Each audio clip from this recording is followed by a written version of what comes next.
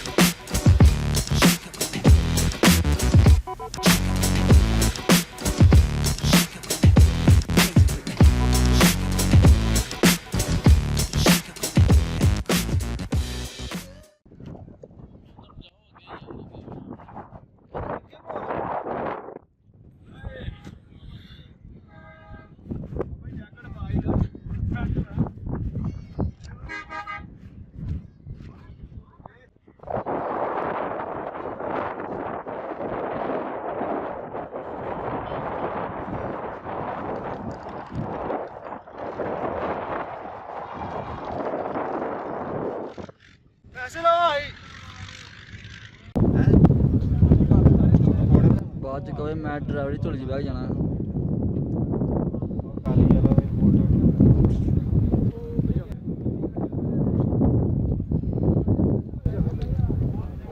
ਅੱਛਾ ਸਾਰੀ ਇੱਧਰ ਦਾ ਵਿਊ ਨਹੀਂ